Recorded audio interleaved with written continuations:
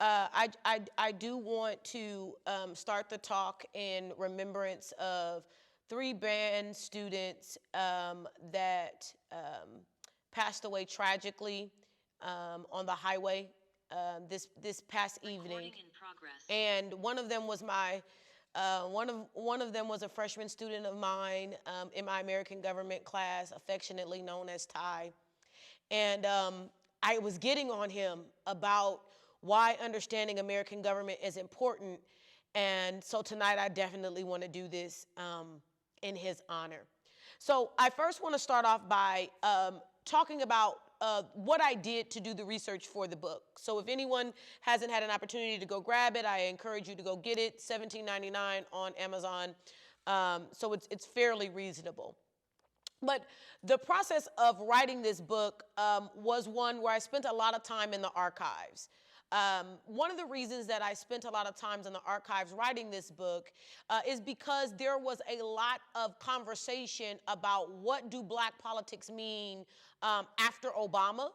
And a lot of people argued with me consistently that the Congressional Black Caucus had done little to nothing to help black people. And I was on a quest from a political science perspective to show this to be incorrect and to show how oftentimes some of the legislative metrics that decide if legislators are successful or not do not work when it comes to black legislators because of the racialized structure.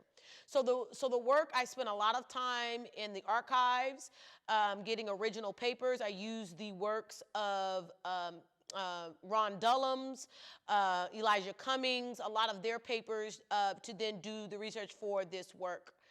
Secondly, I want to forward that there are three main thesis points or three concepts that I believe that I'm trying to forward in this work. And the first one is that the Congress that the Congressional Black Caucus works inside of is a racialized structure, that the structure by its nature is racialized. The second point of that is that I want to show how the Congressional Black Caucus has been able to decentralize power over their time, which has been 51 years at this point inside of the Congress because of their founding in 1971. And then very lastly, the book makes sure, well, I hope the book forwards the idea that the Congressional Black Caucus is a symbol of black citizenship, and that black citizenship gives black people sovereignty here in these United States. So to first get started, I am using the work to guide the talk this evening, and I really want to start out on inside of the introduction, where I state that the framework that the book is written in is looking at the legislative accomplishments of the Congressional Black Caucus, its legislative influence, its global impact as being the first racial caucus of its time, and working as a legislative activist group.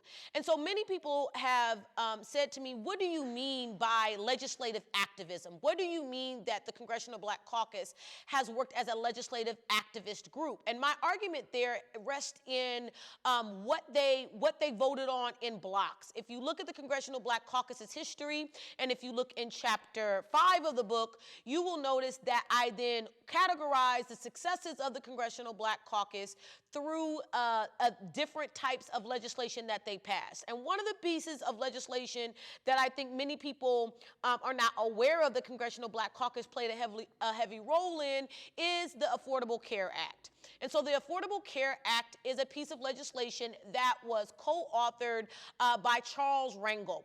And Charles Rangel at the time was the chairman of the Ways and Means Committee. By being the chairman of the Ways and Means Committee, he understood how to craft the bill in such a way that it would then be financially tenable as a piece of legislation that could pass. And it's a massive bill, over 400 pages. However, Charlie Rangel plays a huge role in getting this piece of legislation over the finish line because of its financial structure. However, Charles Rangel paid a huge feat, or paid a huge responsibility, not a huge responsibility, was censured inside of Congress because of his action. And if we go actually to page, let me give it to you. If we go to page 152, for those of you that have the book, I'll read here for what happened to Rangel because of his success of getting the Affordable Care Act passed. Congress Rangel's effectiveness was way too much for the racialized structure or polity to handle. In the very next Congress, after his noteworthy success, the House of Representatives voted to censure him, which resulted in him losing his seat as the chairman of the House Ways and Means Committee. However, his family and his fellow CBC members were in solidarity. Congressman George G.K. Butterfield of North Carolina's 1st District requested that the punishment be downgraded to a reprimand, meaning a resolution condemning him would be read in the congressional record, but that motion was defeated 267 to 146 margin. So I read this to show the racialized structure. Once Charles Rangel was helpful in getting the first black president, Barack Obama, a large piece of legislation, a landmark piece of legislation over the finish line by being the chairman of the Ways and Means Committee, they began to then look at the behavior of Charles Rangel and then censured him because of a potential campaign finance issues and other issues that had earned other congressmen and women slaps on the hand and not censure. If we go even further, we understand that the last person to be censured before Charles Rangel happened 27 years before. It is seen as one of the harshest punishments to then be given out. And so I point this out to show that the legislative accomplishments of the Congressional Black Caucus do have consequences because of the racialized structure.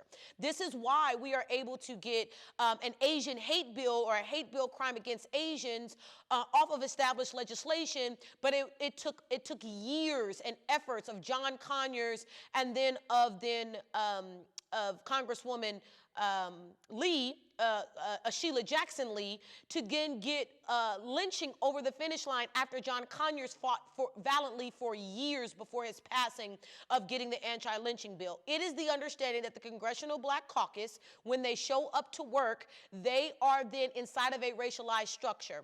We note that this racialized structure was established with the creation of the Congress. We know that the House of Representatives was created upon the advent of slavery in the country, and that trying to figure out how to then represent slave states was one of the biggest reasons that the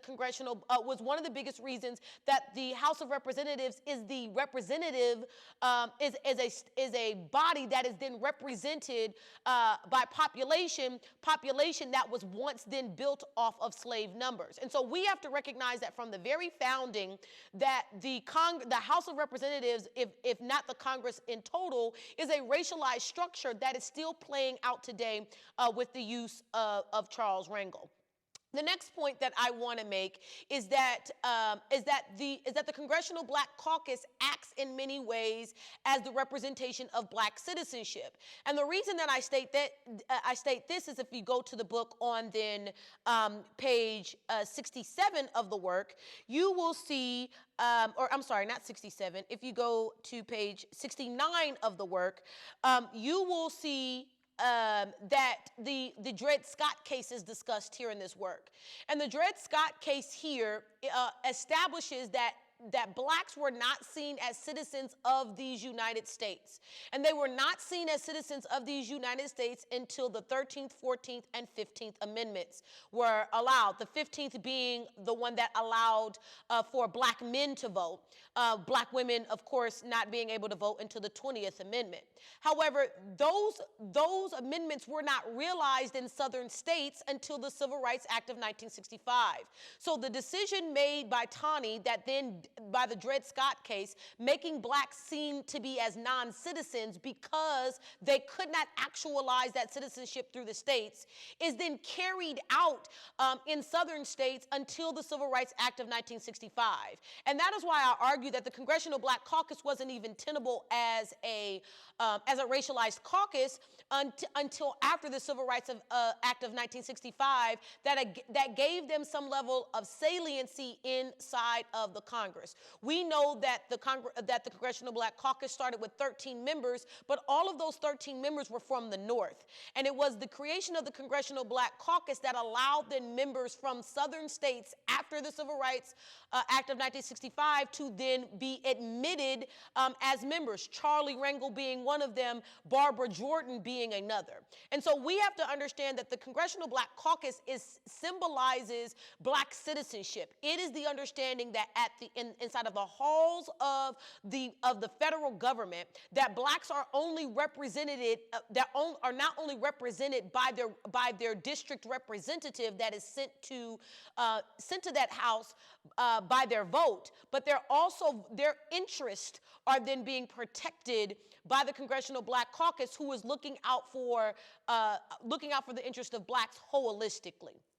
Lastly, I want to then speak on the idea that the Congressional Black Caucus has been able to decentralize power, that their ability to decentralize power came in the 111th Congress. So in the 111th Congress, this is when we see the Congressional Black Caucus become and get saliency. And so I use the term here in the book calling the using decentralized power. The Congressional Black Caucus used decentralizing the structure of the House of Representatives and the committee structure then to be able to gain power and to gain saliency. And this is seen in the 111th Caucus because Congressional Black Caucus members sat on every standing committee inside of the House, and they had 3 people that were chairmen of those committees. One of those chairmen is quite notable in Benny Thompson, because Benny Thompson has led the fight over the January 6th insurrection that has happened. And so that would not have happened without the groundwork that was laid by the Congressional Black Caucus being able to have seniority in the House, and then being able to with that seniority, gain trust of then the Democratic Party structure, and then ascend in many ways through seniority to these chairmen and chairwomen positions. And so I want to read to you this last quote. It's found on page 161. It is understandable that the Congressional Black Caucus members cannot use media outlets to consistently and persistently call out racism. Yet they must become far more adroit at framing the fight. Such an effort was made in the We Have a Lot to Lose, Solutions to Advance Black Families in the 21st Century, published in the 115th Congressional Session. The 125-page document articulates solutions to problems under the following headings: voting rights, criminal justice reform, economic justice, workforce, health care, and environmental justice. The report goes on to meticulously detail outlining the Congressional Black policies, the Congressional Black Caucus's policy agenda post the Obama era, and had not turned to the media for these talking points due to inconsistent coverage. So the last thing that I want to say in the idea that the Congressional Black Caucus has decentralized power, that decentralized power has not come without then the media not responding. The media has not often been a favor, has not often worked in the favor of the Congressional Black Caucus by highlighting their infighting, by highlighting not only just infighting, but the inconsistencies in message, where if you think for instance, with the crime bill, and if you look back in the 90s and look at the crime bill and the inconsistencies, what we then saw was that lawmakers that were from the North that needed funding inside of that crime bill for crime prevention voted for the bill. Many abstained, and then others that could afford to vote against that bill did, and that caused and in many ways, in retrospect, has caused many of us to then distrust the leadership or distrust the ways that the Congressional Black Caucus have moved. However, I am here to tell you that the racialized structure in which they function in has made it difficult for them to wield power the ways that other legislators have, which has required them to decentralize power, get on some of these committees, and then prevent legislation from going forth that ultimately hurts Black interest. And I'll leave the talk with this before I open it up for questions. Charlie Diggs, the very first chairman of the Congressional Black Caucus, said that Black people do not have a permanent party. They have permanent interest, and that they must work inside of the two-party structure to allow those permanent interests to then be heard by the government. So at this point, I'll open it up for questions that you guys have, knowing that I'll be relying on using direct quotes out of the book.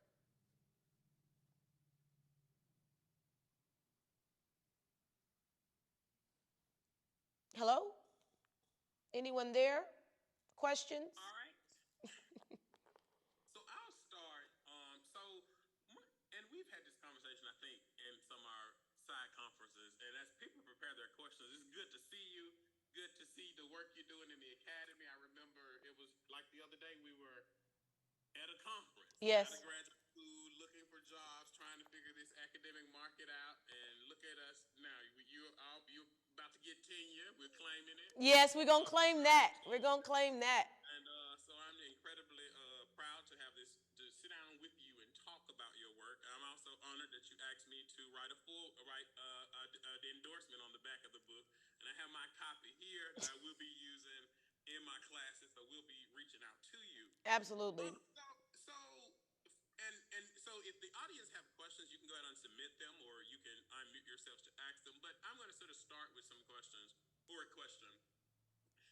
We've moved in a point within American politics where we see more Black representatives that have expanded beyond the legislative branch. We've seen the first Black vice president. We've seen, of course, now the first Black to lead the Democratic Party in the Congress.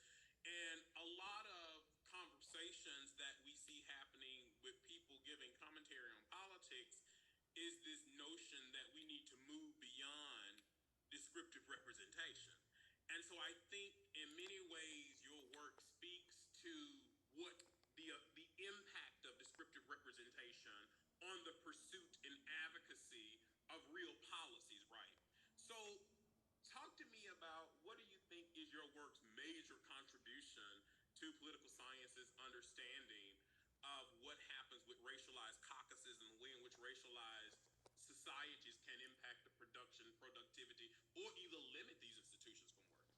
Well, so that I'm happy that you asked me that question first, Dr. Riley. I want to go to a quote that I have on page 7. And the reason I want to go to this quote is because I think that we keep forgetting our foundation of where we started.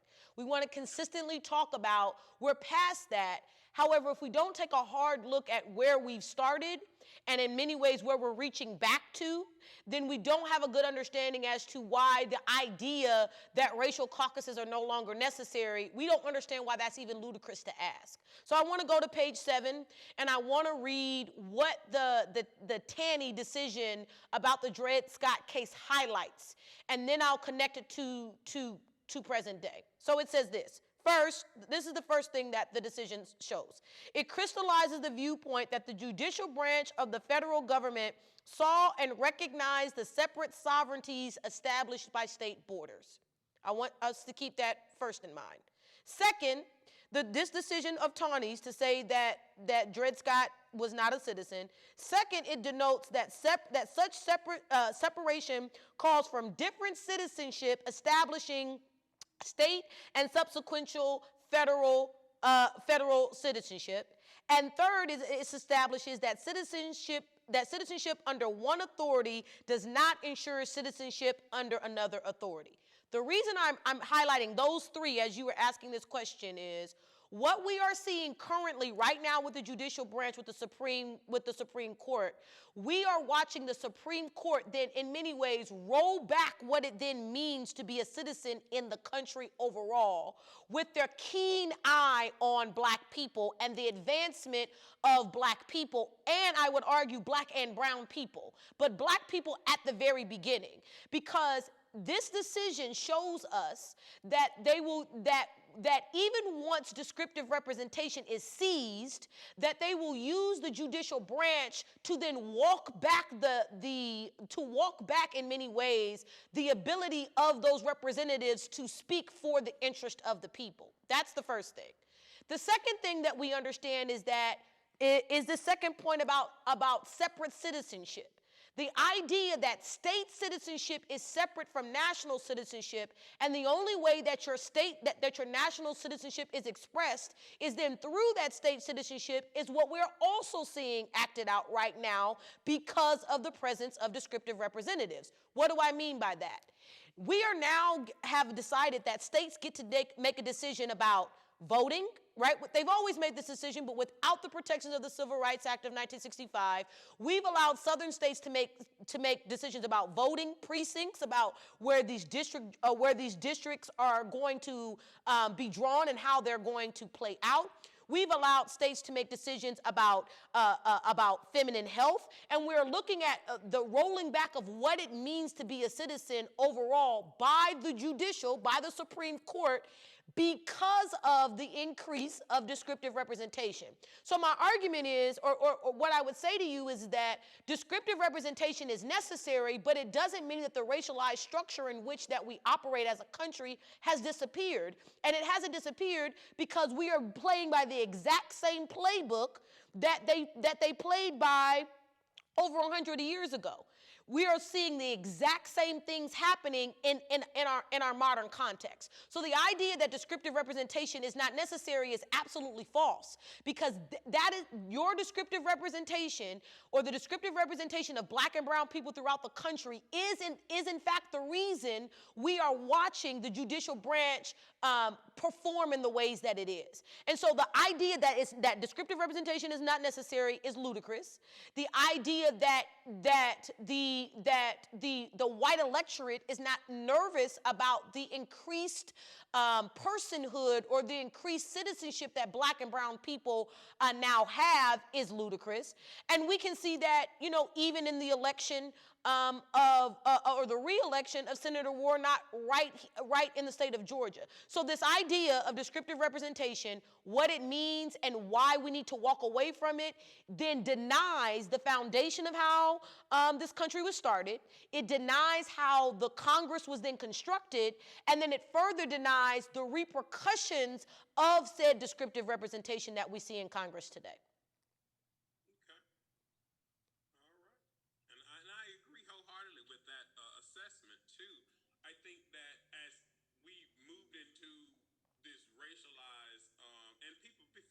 Feel free to submit your questions in the box as I'm sort of talking through these ideas. As we move into this racialized element in our society, we're seeing increased racialization. And much of this racialization is a response to black advancement, right? And I think that this work in many ways lands on the side of the debate with works like Catherine Tate, right, who takes on Carol Swain's argument that that whites could better represent black interests than having blacks. And so on the one hand, we see that having black representatives matters for the particular kinds of policies they get, but still they're operating within this stratosphere of race. So there, and to forward that, let me say this to you, because I think this is something else there was a piece that's come out, or there's been discussion about Newt Gingrich recently, especially in the state of Georgia, because Lucy Bath, right, a district that he used to, Lucy Bath, who is the mother, right, connects this descriptive representation piece. Lucy Bath is the mother of Jordan Davies, whose son was killed by a white male in Florida because his music was too loud, if people can remember that case. She then becomes the representative for Newt Gingrich's old district here in the state of Georgia.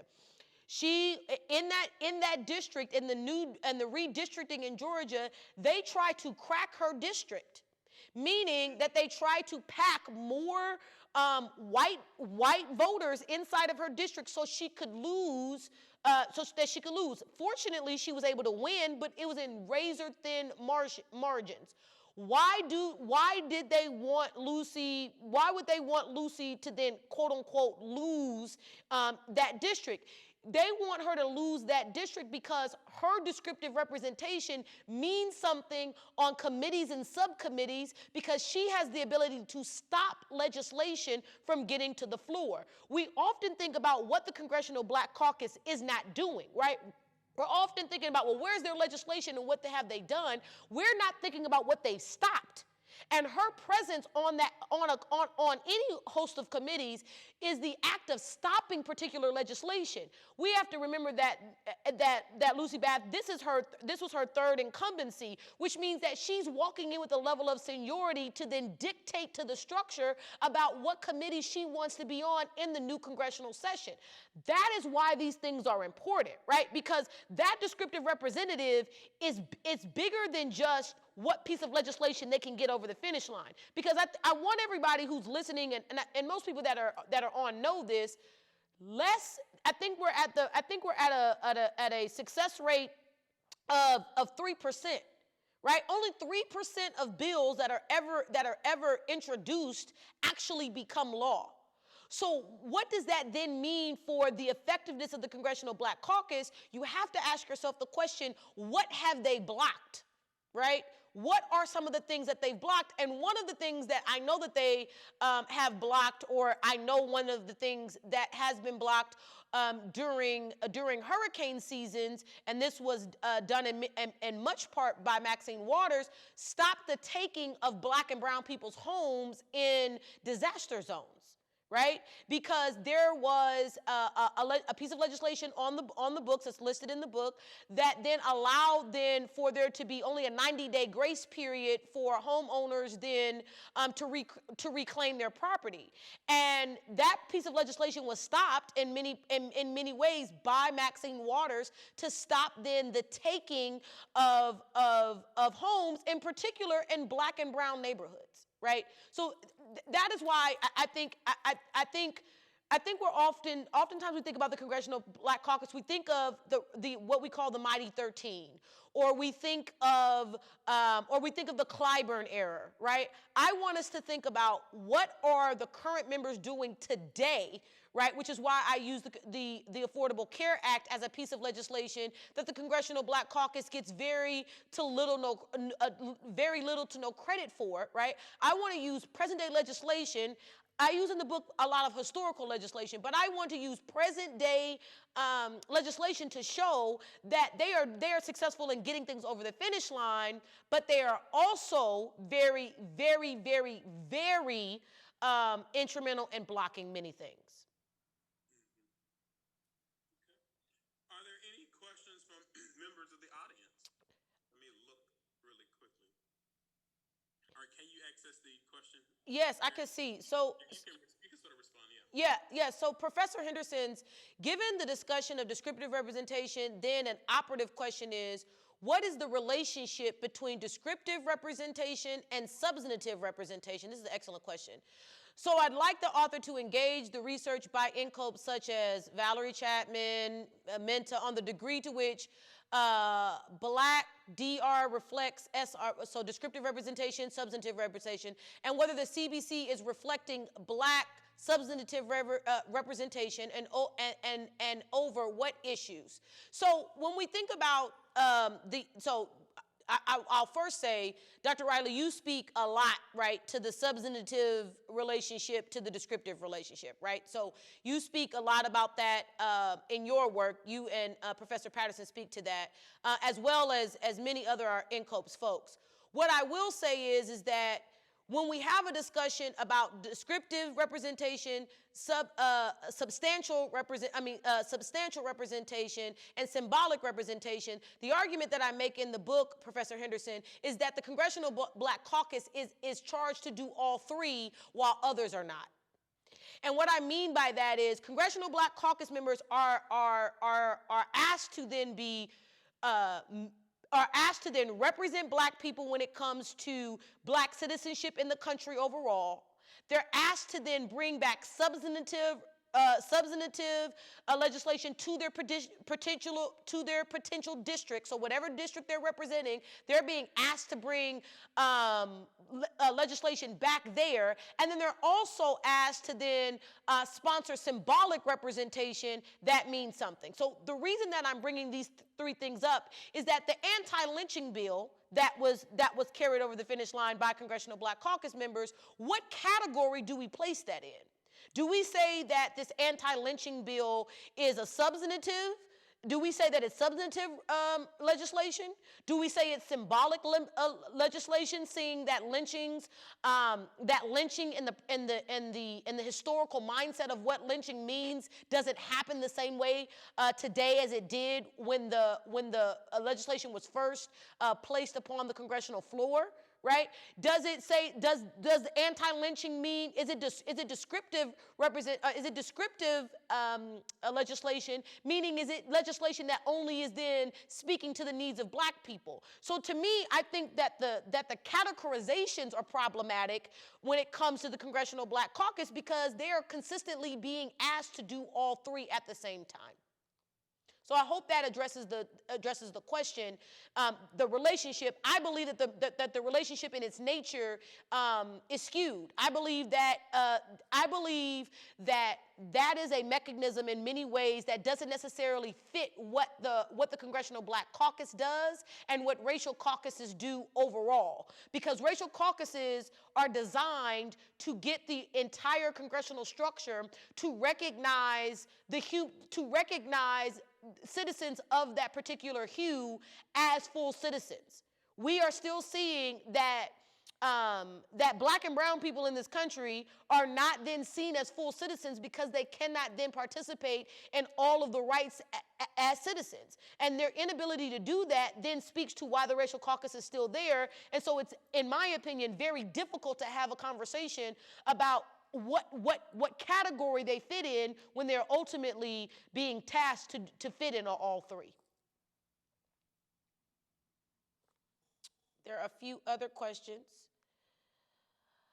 Alrighty, another from Bryce Hudson, one of my students. Thank you so much, Bryce, for tuning in. It says, as a Louisianan, I was wondering, what's your take on the tenure of former CBC Chair Cedric Richmond? Also, do you think he's positioned to best serve the interests of blacks in the DNC since he stepped away from his role as the senior advisor in the White House? So this is where I think we're having a lot of questions about the role of descriptive representation as far as its bounds, right? And the reason that I bring this up is because we've also seen Karen Bass, who's a former chairwoman of the Congressional Black Caucus, who brought forth the George Floyd policing bill that they could not get over the finish line. She decided that she could have more of a direct impact by then becoming mayor of Los Angeles and won in a very tight race. And so to answer your question, Bryce, I think that we have to think about where is that chairman or chairwoman positioned from a state perspective? And so what did Cedric Richmond do during his chairmanship? I believe one of the biggest things that, number one, first let's deal with this. All Congressional Black Caucus chairmen and chairwomen are voted on by their peers. And so to become chairman or chairwoman, it means that the caucus has gotten together and voted on you. So that speaks highly, I think, to then the unifying factor of a Cedric Richmond as to when we see chairmen and chairwomen, and historically, if we look at them, we see that they are neither they are not on the extremes of the caucus, meaning that the Congressional Black Caucus is not a monolith, that they have divergent opinions, and there are a lot of black moderates inside of that.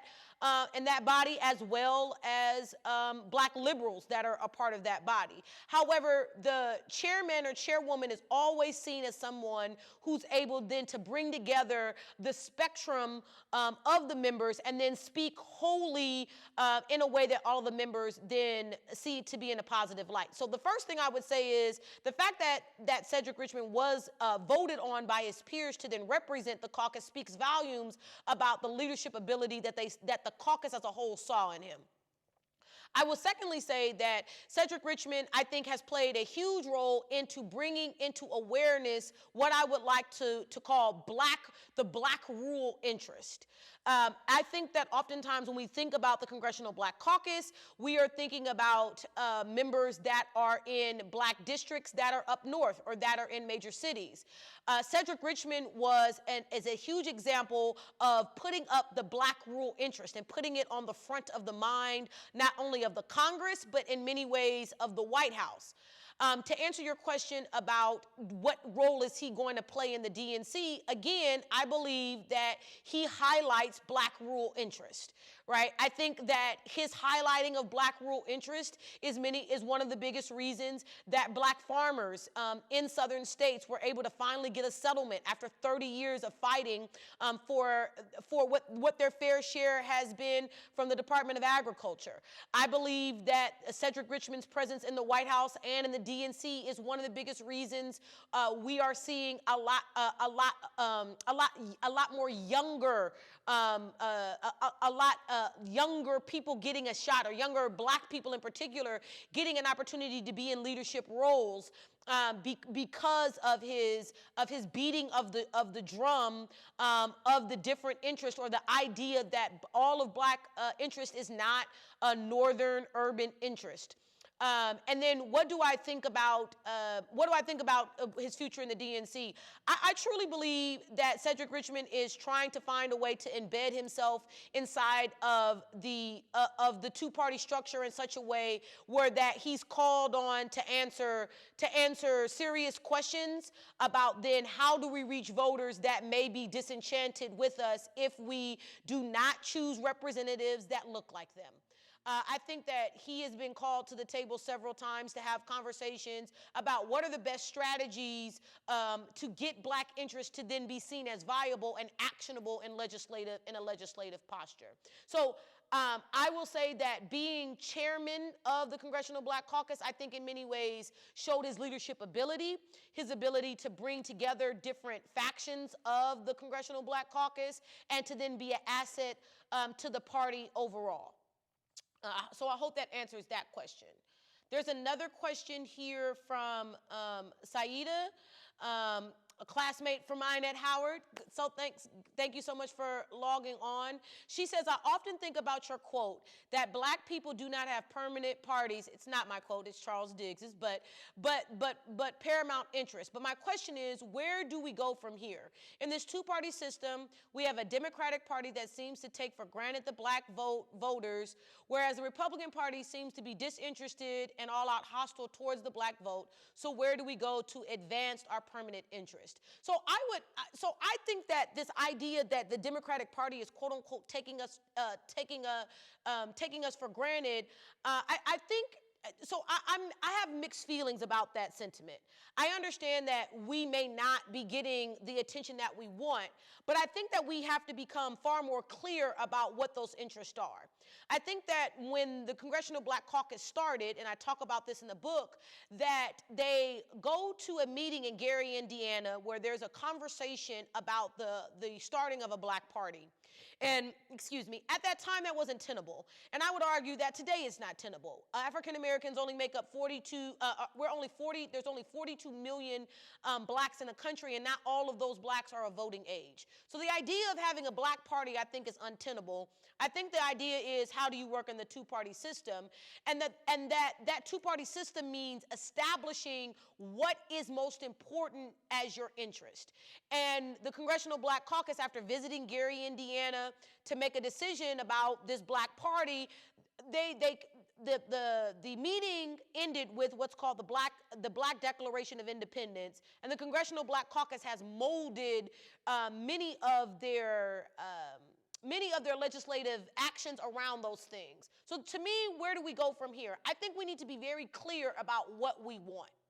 And I think that if we're not satisfied with a Ketanji Brown being the first black woman to be appointed to the Supreme Court, if we are not satisfied with the first black woman to gain control of the funding mechanism inside of the president's matrix of building the budget for the president's office, if we're not satisfied by those things, if we're not satisfied by then the number of members of black people that are in the Congress, then we need to be very clear about what we desire and what we want. I think we're not clear, I think because the black people have never been a monolith, and I believe now that COVID and to be honest, wealth accumulation has made it very difficult for us to rally around things holistically as black people that we can consistently beat the drum on.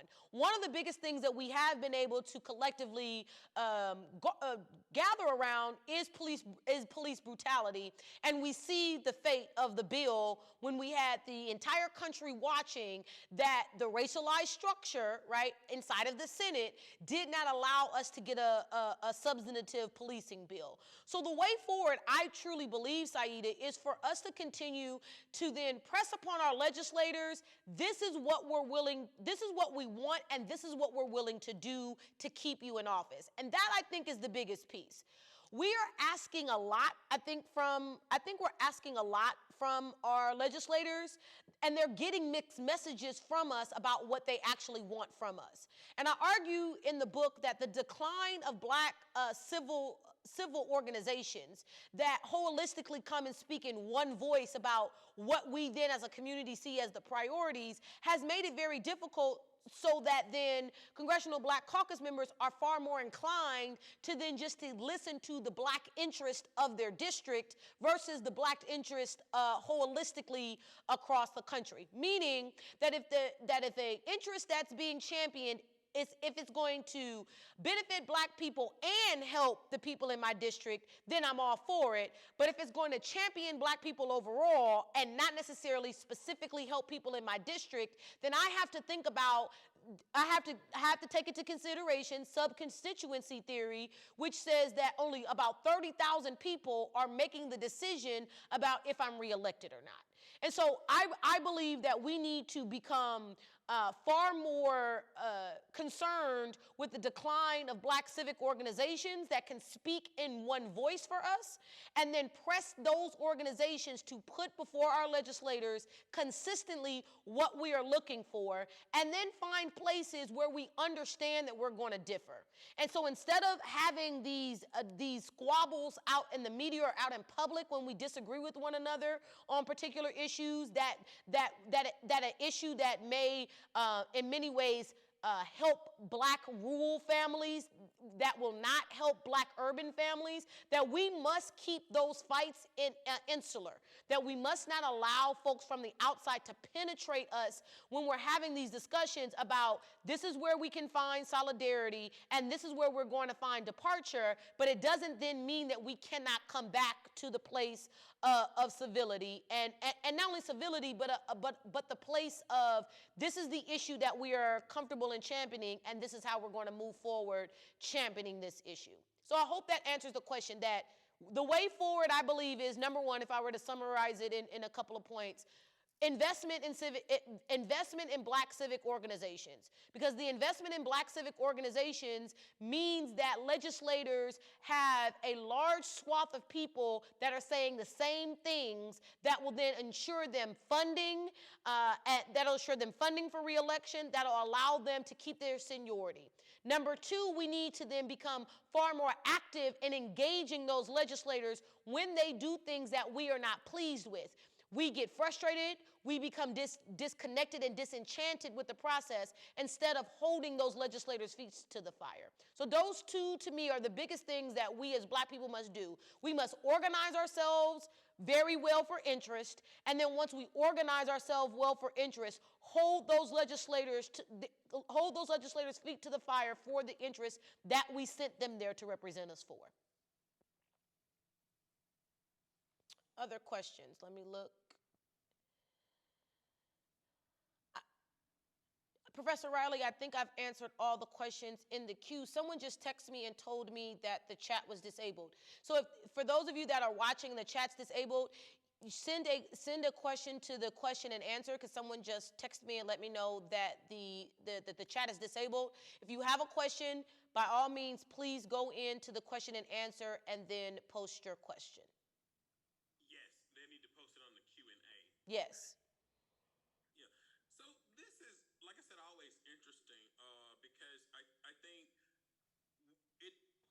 So the answer about descriptive representation and substantive representation, in my mind, always leads to how does one operationalize what a successful legislature is, right? If we look at it merely through the lens of policy passage, I think that we don't get anywhere, and by and large, because of the structures that exist beyond the members' individual capacity to get anything done. So, for example, if I'm in the House and it's Republican controlled, I can advocate all day long.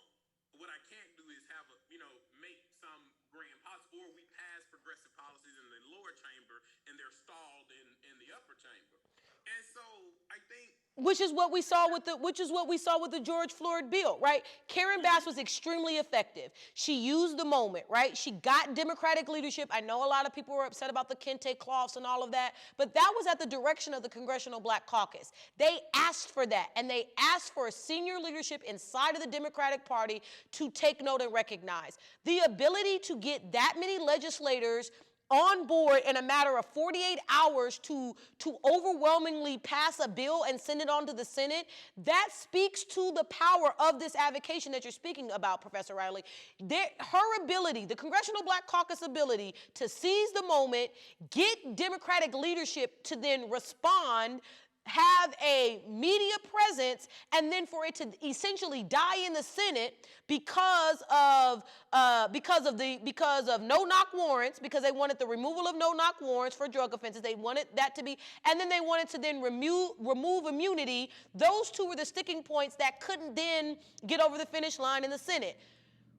The Congressional Black Caucus, our representatives, as a descriptive representative, did everything that they should and could have done to get it to that place. Right? So the question then becomes, when do we start decrying the structure and then holding people accountable inside of the larger structure and push for structural changes? That to me is really the question. Yeah, absolutely. Absolutely. Right? Because for all intents and purposes, the Congressional Black Caucus did everything they were supposed to do. And including not take a watered down bill. Let's be clear about that. Because if it was just about saying, and this is something that I think I get very frustrated with, this idea that the Congressional Black Caucus just wants to shine and they just want to say that they passed legislation to say that they passed it. Well, if that's the case, let's use this policing bill. They could have allowed the watered down bill that came out of the Senate to then be the bill that they championed. And instead of championing that bill, they walked away from it. They said, if you are not going to give us, these are non-negotiables. Immunity is a non-negotiable, and chokeholds are not. It was immunity, chokeholds, and no-knock warrants. Those were the three non-negotiables, right? Those three non-negotiables ended up them not getting any legislation. But what did it get? What did it get us? And that's the thing that I think we need to think about. It allowed then for Keith Ellison, right, who was a member of the Congressional Black Caucus, who then left the Congressional Black Caucus, or left the legislature, and then became the AG of Minnesota.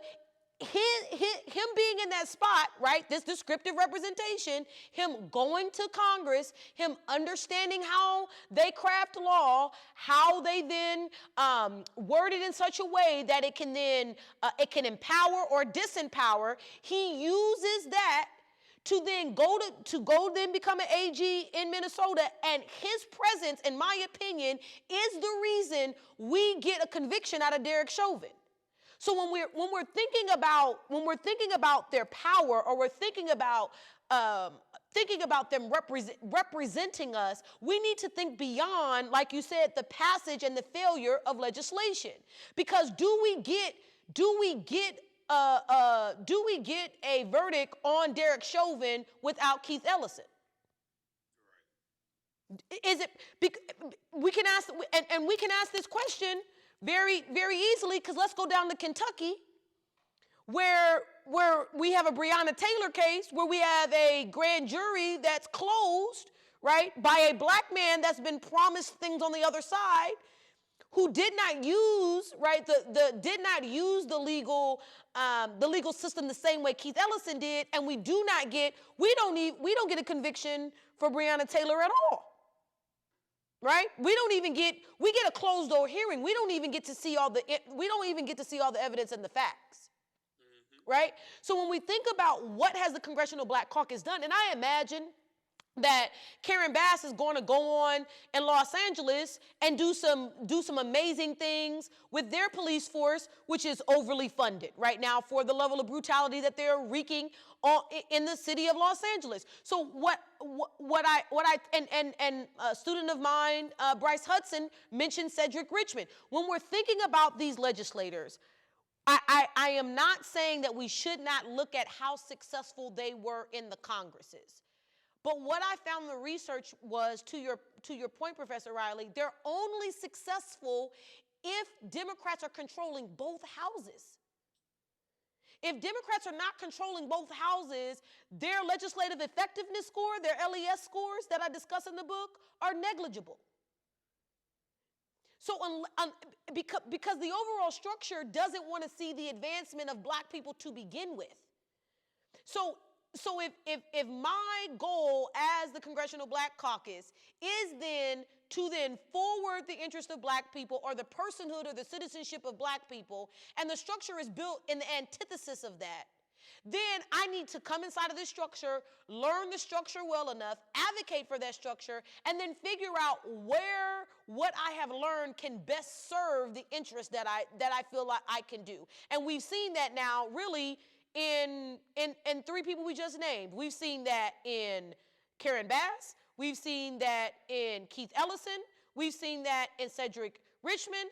And I would argue that Hakeem Jeffries, by being from New York, has a better opportunity, right, in many ways, by becoming the minority leader inside of the House, to be his years of being a faithful Congressional Black Caucus member, right, getting the endorsement of James Clyburn, right, and over Barbara Lee, right, who seemed to be far more leftist and far more radical inside of the caucus, is our indication that the Congressional Black Caucus, as far as what their job is, that they're doing their job. Because if the Congressional Black Caucus is not 50 years old, are not established legislators, then Hakeem Jeffries is never the minority leader inside of the Congress that we're looking at come January. Yeah, so I think that we've limited, right? We've limited what does it mean to be successful as a Congressional Black Caucus member to substantive legislation, when we need to think far broader than that. What has stopped, right? And this is where I argue that the Congressional Black Caucus is not doing a good job telling their story. They're not doing a good job of telling, this is what we stopped, right? This is what we've been able to stop. This is where we've been successful. This is where we need more support. This is where we need to reach into white-leaning liberals that are aligned with us in this area and are not in other areas. This is where I think that they are failing. They are failing in the ability to tell their story. And in many ways, Professor Riley, one of the reasons that they're failing in these ways is because the membership has grown so much older. And so the way that we now engage constituents is almost all digital, right? And many of them are not savvy, right? Many of them are not digitally savvy, and as we know, staffers that are there are like a revolving door in many ways, and trying to get good staffers that then understand this, that are young enough, are also play huge issues. Spencer Overton, right at the Joint Center, gives us, I think, once a quarter, gives us an update on how many black people are employed on the Hill. So we're not just talking about these descriptive representatives, we're also talking about black people that are working inside of these offices, and that is still, unfortunately, a negligible number. Right? They're in no way representative of the population of the country, let alone the population of blacks inside of the black representation inside of the House. So you're only in many ways as strong as the folks that are inside of your office. And oftentimes the people that are the most experienced are white people that have built a career on being on Capitol Hill, right? And so that's something else that we have to think about when we're thinking about the nuances of a Congressional Black Caucus member. We also have to think about, even further, when we're thinking about their success or their failure, about campaign finance, and how so many Congressional Black Caucus members, that even once they come out of office, how they're saddled with campaign finance debt. And how that campaign finance debt plays a huge role about the decisions that they make, even staying inside of the legislature, right? To win a campaign, to win a House seat, even as an incumbent, you need a minimum of $500,000. Professor Riley, how many black folks you know who can write a $500,000 check? Right? So when we're thinking about this holistic and the idea of spending more money, we know that in the midterms, we spent 1.5 or 1.4 billion dollars in a midterm election.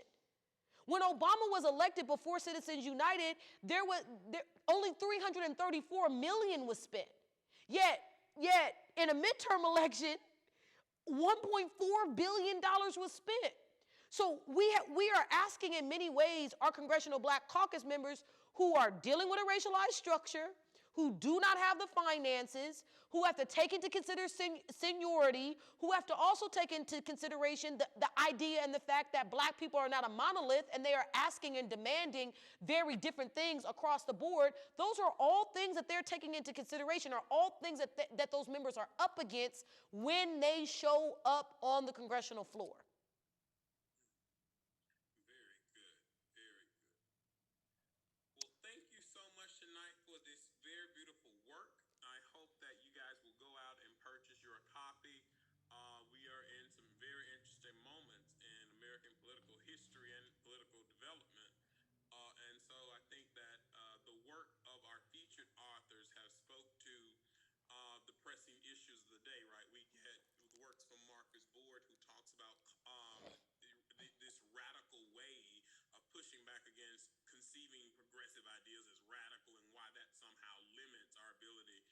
Successful in a liberation structure.